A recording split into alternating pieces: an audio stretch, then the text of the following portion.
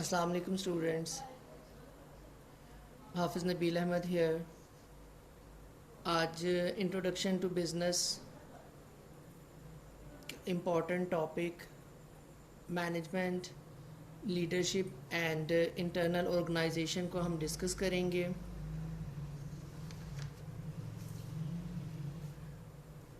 Management क्या है? Management is the process of achieving organisational objectives through people and other resources. एक पूरे का पूरा प्रोसेस जिसमें आप ऑर्गेनाइजेशन के ऑब्जेक्टिव जो हैं रिसोर्सेज और लोगों के ज़रिए अचीव करते हैं, फुलफ़िल करते हैं, कंप्लीट करते हैं, और वो पूरे का पूरा प्रोसेस जो है वो मैनेजमेंट कहलाता है. मैनेजर जो है उसकी जॉब ही ये होती है कि वो ह्यूमन रिसोर्सेज और टेक्निकल रिसोर्सेज को बेस्ट पॉसिबल वे में यूज़ करें और कंपनी के जो गोल हैं उनको अचीव करें.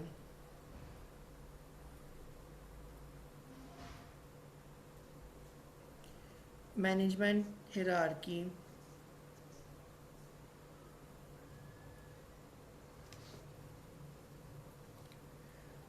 कौन पर्सन किसको रिपोर्ट करेगा, कौन किसके अंदर है, इसको मैनेजमेंट हिरार्की कहते हैं. टॉप पे जो है वो सीईओ या चीफ एग्जीक्यूटिव ऑफिसर होता है और उसके अंडर जो है वो चीफ फाइनेंशियल ऑफिसर होता है. उसके अंडर रीजनल मैनेजर होते हैं.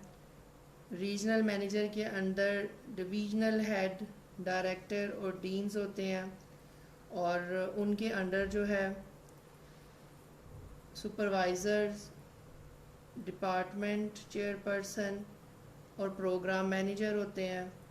और प्रोग्राम मैनेजर के अंडर जो है जो लेबर फोर्स है वो होती है.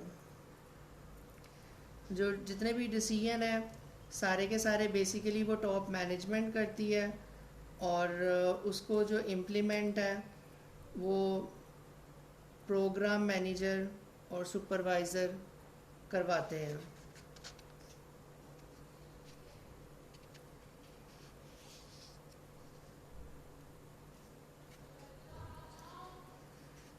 Skills need for managerial decisions or success. Managers at every level in the management hierarchy must exercise three basic type of skills: technical skills, human skills and conceptual skills. कामयाब manager के लिए और कामयाब managerial decisions के लिए आपके पास 3 skills का होना बहुत ज़रूरी है, जिसमें टेक्निकल स्किल्स, ह्यूमन स्किल्स और कंसेप्चुअल स्किल्स जो हैं वो शामिल हैं. किस तरह से आपने जो है वो टेक्निक यूज़ करनी है, कौन सी टेक्निक यूज़ करनी है, कब करनी है, कैसे करनी है, और उस टेक्निक के थ्रू आपने ह्यूमन टैलेंट जो है उसको यूटिलाइज़ किस तरह करना है और किस कॉन्सेप्ट के थ्रू, किस कॉन्सेप्ट पे एक्ट अपॉन करते हुए आपने सक्सेसफुल होना है. Conceptual skills determines a manager's ability to see the organization as a unified whole and to understand how each part of the overall organization interacts with each part. Managerial function.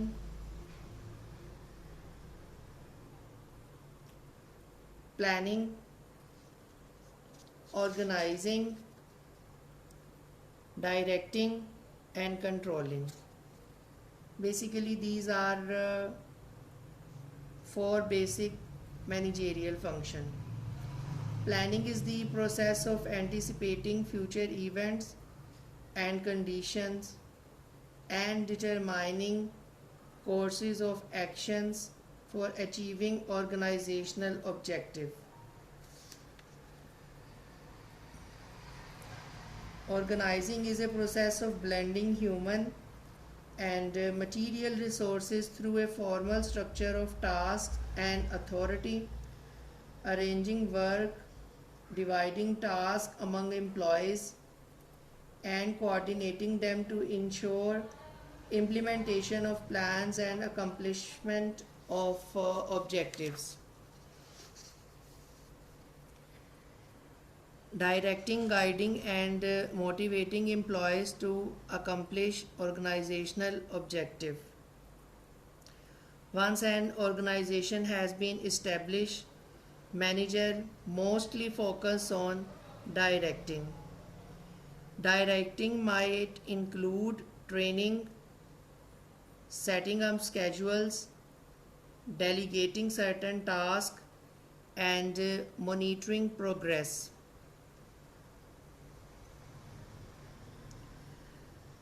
The controlling function evaluate an organization's performance against its objective. Controlling assesses the success of the planning function and provides feedback to future rounds of planning.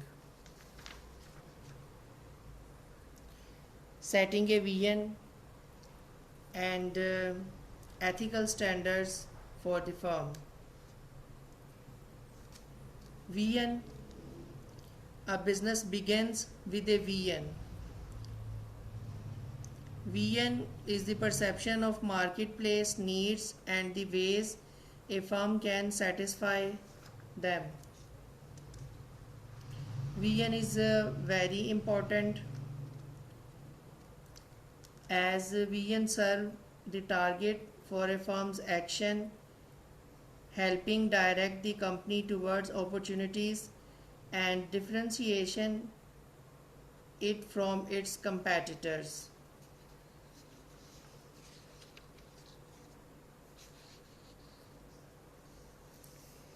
Importance of planning.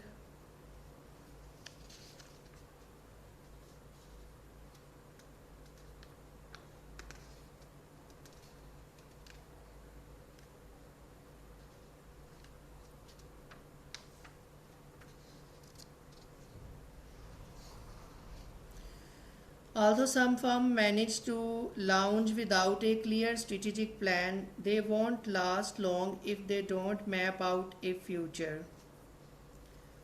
Types of planning. Planning can be categorized by scope and breadth.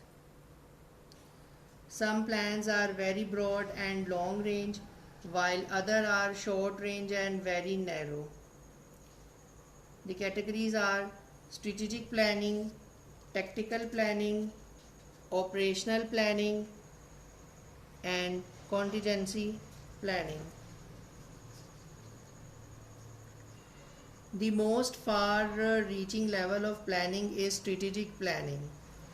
Strategic planning is the process of determining the primary objective of an organization and then acting and allocating resources to achieve those objectives.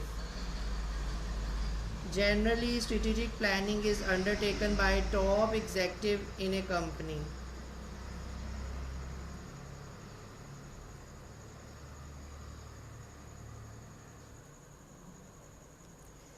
Tactical planning.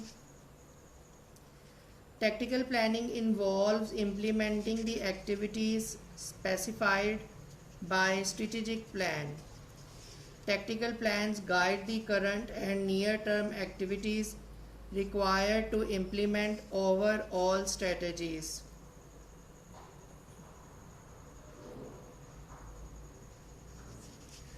Operational planning.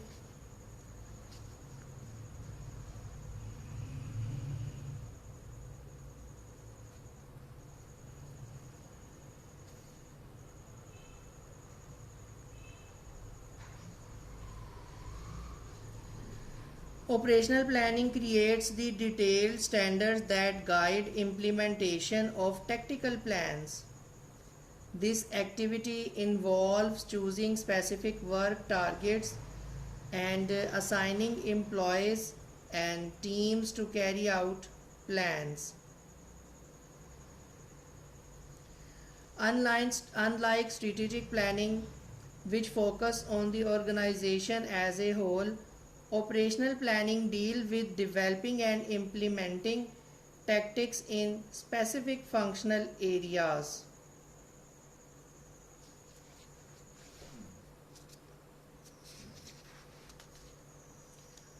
Contingency planning.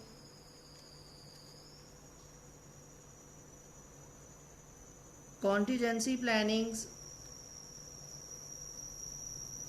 planning cannot foresee every possibility.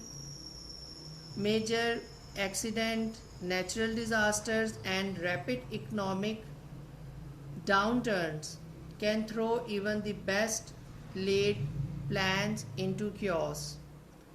To handle the possibility of business disruption from events of this nature, many firms use contingency planning, which allows them to resume operations as quickly, as smoothly as possible after a crisis, while openly communicating with the public about what happened. This planning activity involves two components: business continuation and public continuation.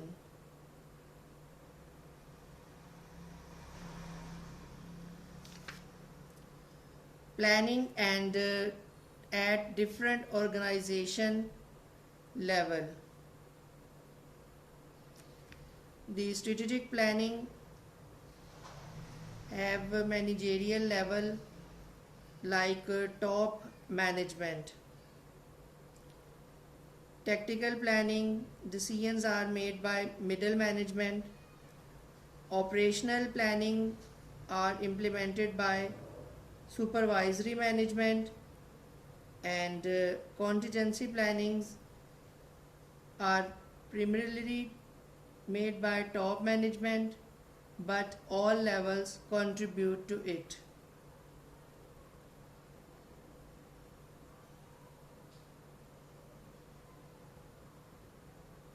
The strategic planning process.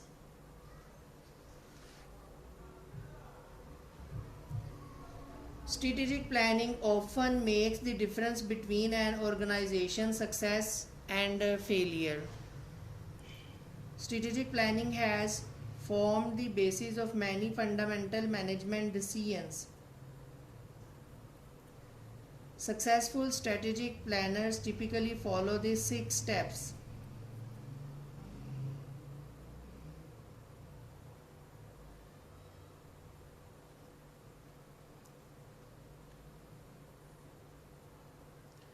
And that is defining a mission, assessing the organization's competitive position, setting organizational objectives, creating strategies for competitive differentiation, implementing the strategy, and evaluating the result and refining the plan. The first step is strategic planning is to translate the firm vision into mission statement.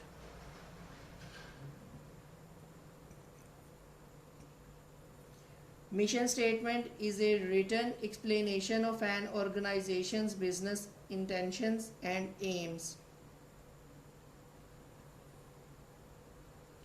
A mission statement guides the actions of employees and publicize the company's reasons for existence.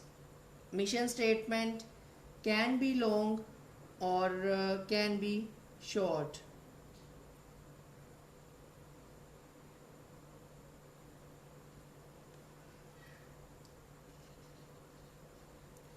The mission statement of the most famous companies like Nike is to bring inspiration and innovation to every athlete in the world. And the Disney is We create happiness by providing the fitness in entertainment for people of all ages everywhere. Assessing your competitive position.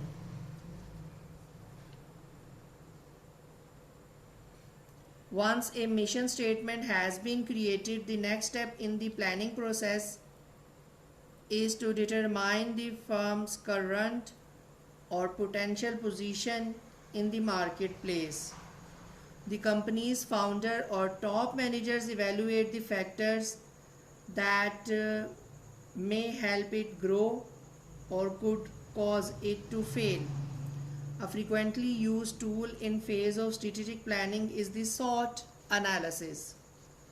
SWOT, SWOT means strength, weaknesses, opportunities, and threats.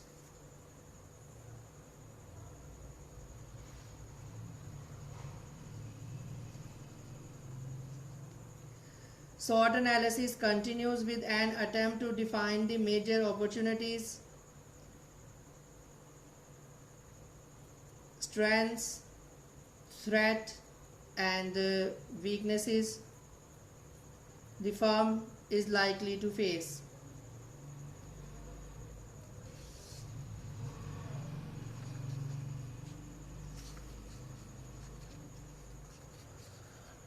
Setting objectives for the organization.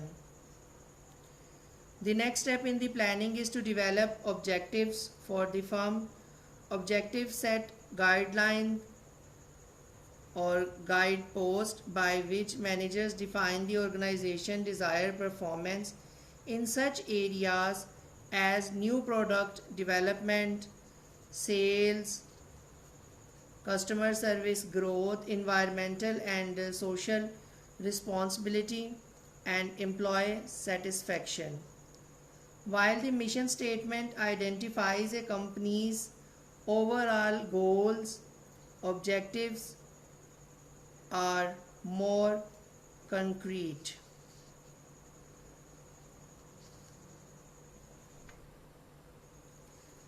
Manager as decision makers.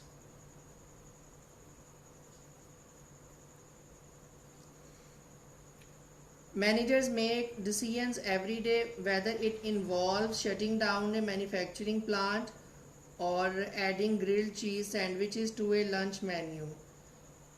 Decision making is the process of recognizing a problem or opportunity, evaluating alternative solutions, selecting and implementing an alternative, and assessing the results. Manager make two basic kinds of decisions: programmed decisions and non-programmed decisions. Programmed decisions involve simple, common, and frequently occurring problems for which solutions have already been determined, while non-programmed decisions are not made in advance. It involves a complex and unique problem or opportunity with important consequence for the organization.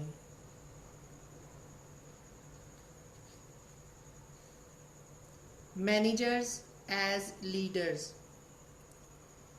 A manager must demonstrate leadership, directing or inspiring people to attain certain goals. Great leaders don't all share the same qualities, but three traits are often mentioned: empathy, self-awareness, and objectivity.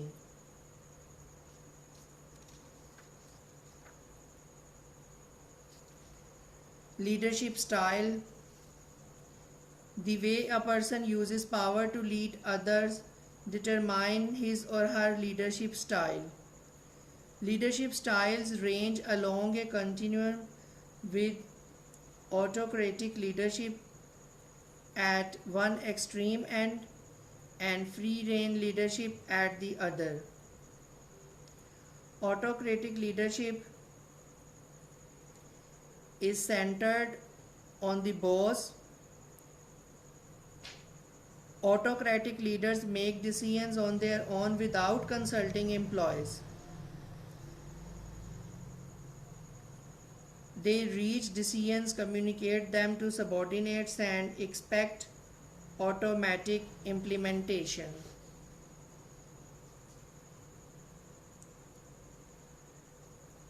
Democratic leadership includes subordinates in the decision-making process. This leadership style centers on employees' contribution. Democratic leaders delegate assignments, ask employees for suggestions, and encourage participation. An important outgrowth of democratic leadership in business is the concept of empowerment, in which employees share authority, responsibility, and decision making with their manager.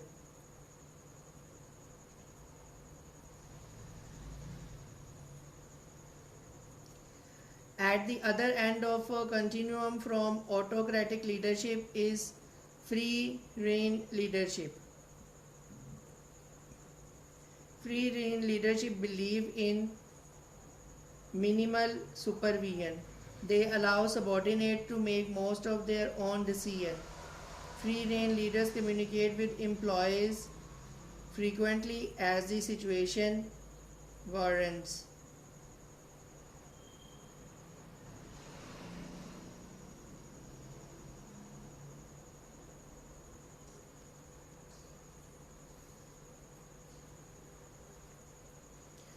Which leadership style is best?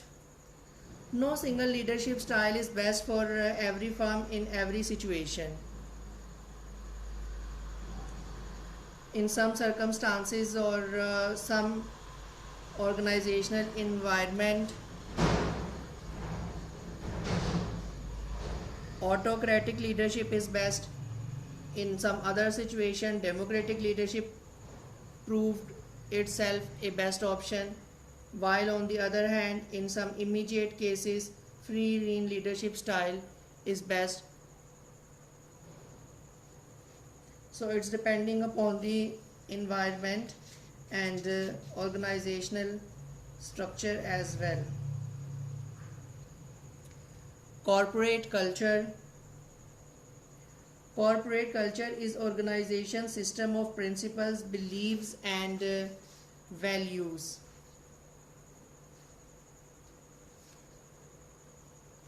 Corporate culture can be very strong and enduring, but sometimes they are forced to change to meet new demands in the business environment. A firm that is steeped in tradition and bureaucracy might have to shift to a leaner, more flexible culture in order to respond to shift in technology or customer preferences. In an organization with a strong culture, everyone knows and supports the same principle, beliefs, and values.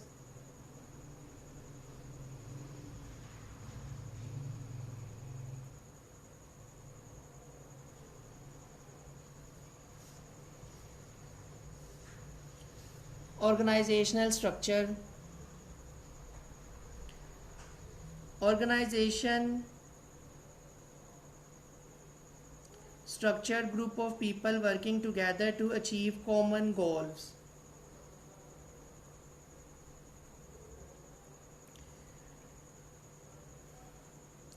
An organization features three key elements: human interactions, goal directed activities, and structure.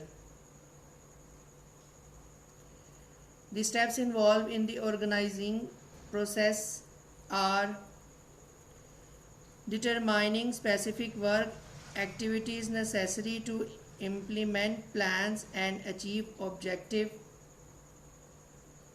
at first. Next, they group work activities into logical pattern or structure. Next, they assign activities to specific positions and people and allocate necessary resources. Then next, to coordinate activities of different groups and individuals. And at the last, evaluate results of the organizing process. Many factors influence the result of the organization.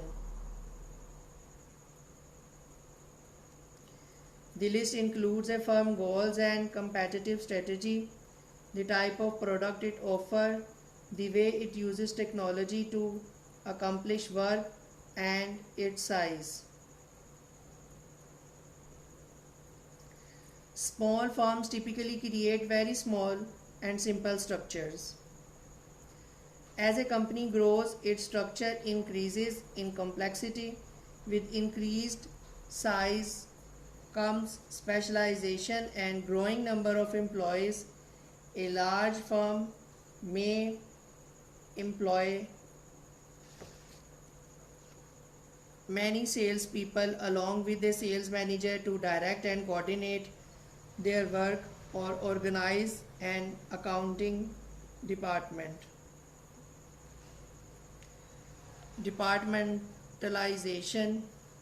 Departmentalization is the process of dividing work activity into units within the organization. In this arrangement, employees specialize in certain jobs such as marketing, finance, design. Depending on the size of the firm, usually an executive runs the department, followed by middle level managers and supervisors. The 5 major forms of departmentalization subdivide work by product, geographical area, customer, function, and process.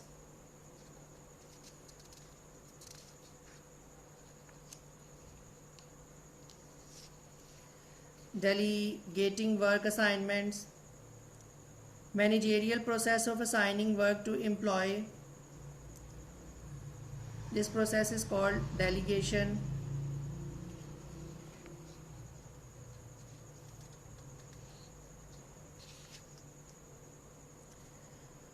Span of management.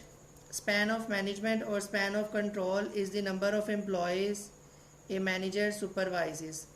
These employees are often referred to as direct reports. Centralization and decentralization.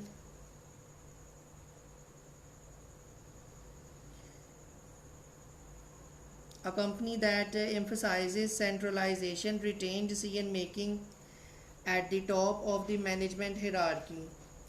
A company that emphasizes decentralization locates decision making at a lower level. A trend toward decentralization has pushed decision making down to operating employees in many cases. Firms that have decentralized believe that the change can improve their ability to serve customers.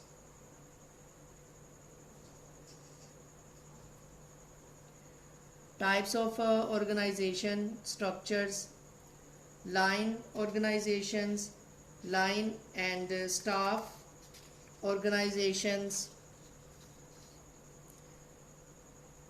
committee organizations, matrix organization at the last one. Thank you very much. End of today's lecture.